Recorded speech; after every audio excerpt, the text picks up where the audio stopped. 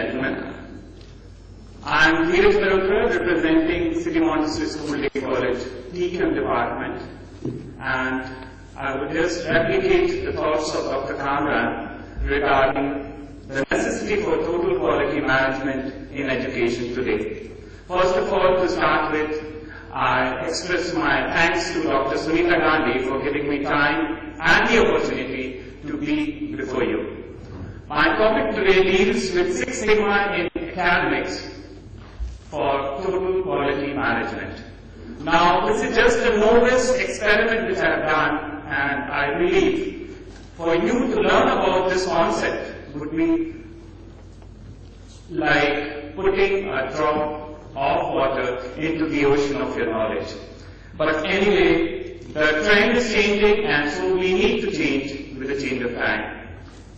The Six Sigma approach, for those having a background of statistics, you know standard deviation, which is actually what level of difference does a particular element has with the mean.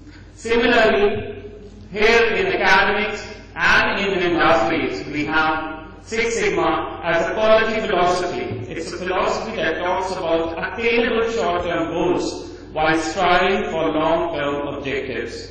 Our mission to have, particularly in CMS, is to have a total quality person with a vision that every child is potentially the light of the world and the pride of the human race.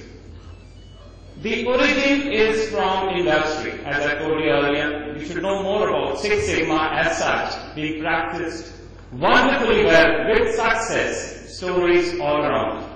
The concept of Six Sigma originated in the early 80s as with Mehrotra. In response to the threat of its Japanese counterpart, got excited about the concept of zero defects. Further, the concept bloomed to Allied Signal and General Electric, that's widely known as GE, and as a result it became news in 1996 that GE had saved over $1 billion of cost by using the Six Sigma methodology. In academics, it's still in its infancy. I told you in the beginning as well. It is dependent on the management gurus for implementation with a tough support from the management and the leaders. Targeted techniques which relate are to reduce the defects, and in academics we mean zero failure. The perfection in what we do and the way we do.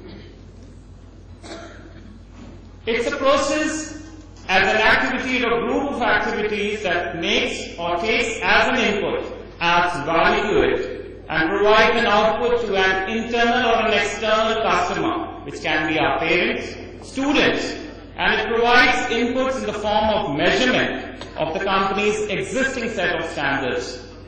And when we talk of academics, it is basically right from the staff room to the classroom. We have to have the best of everything. The implementation of the application starts with the recognition of a problem and defining a project to cure or alleviate that problem. And using this technique, I'll make you remind the lecture of Dr. Kamran, I once again refer to it as the PDCA cycle, which relates in the terms, the theory of Six Sigma as DMI AIC, that is, with define, measure, analyze, improve, and control. The define phase involves the definition of the project or the assignment you are implementing in your school. That, for example, may be distractions in the classroom.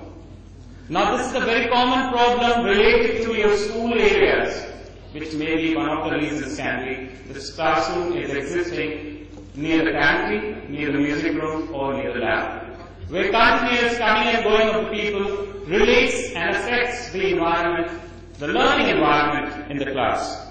The measure would be data collection and of course evolution or the analysis of the problem. Analyze again as a part, identification of parts of the process which affects the quality of the problem. Improvement is the step taken. This may involve better forecasting, better rescheduling, better procedures, or equipment application, maybe tools for learning. learning, like for LCD-based learning, that can be an improvement, which would require seal-packed rooms, seal-packed classrooms to have a better effect of the ACs, which would be mandatory in that case, and hence no outside distraction will take place.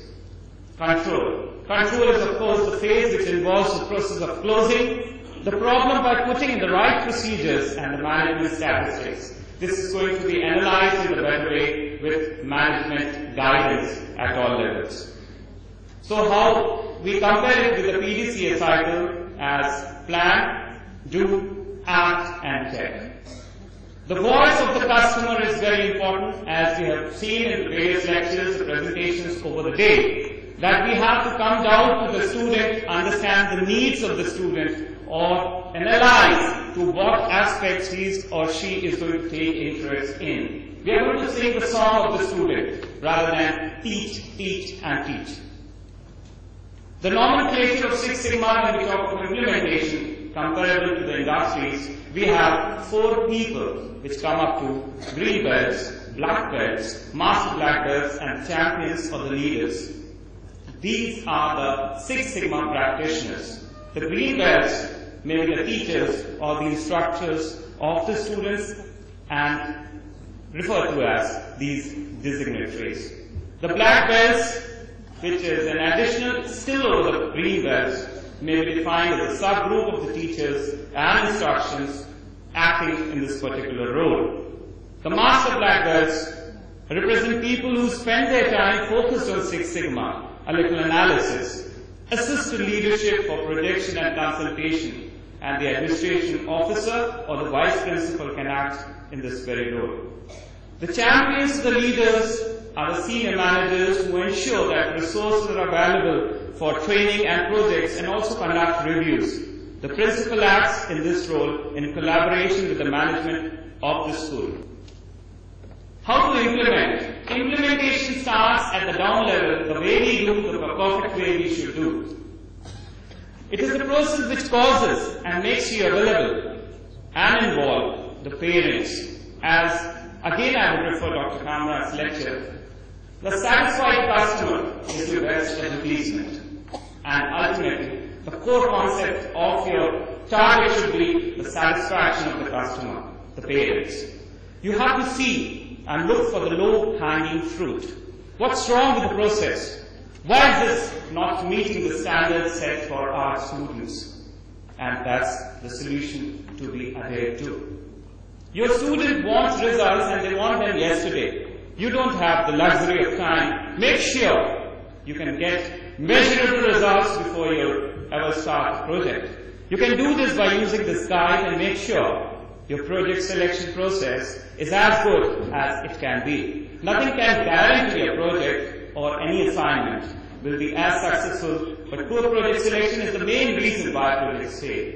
You have to select, analyze, and implement it. In a nutshell, Six Sigma is a quality philosophy. It's a philosophy that talks about attainable short-term goals while striving with a long-term objective. And remember, quality, when I say, it demands you and I. Please make a note of this. Quality. And what's missing is you and I. The commitment from you and I, meaning all the teachers coming together for the cause of education, will bring wonders. And this is Six Sigma in practical. You can know more about Six Sigma concepts with the site. It's a US-based website, isixsigma.com, and it happened to publish one of my papers as well. And you can even search with any of the search engines, Google as one of the examples, Six Sigma in education, where you get some more details about it. With this, I take your time further, and thank you so much for the patient hearing.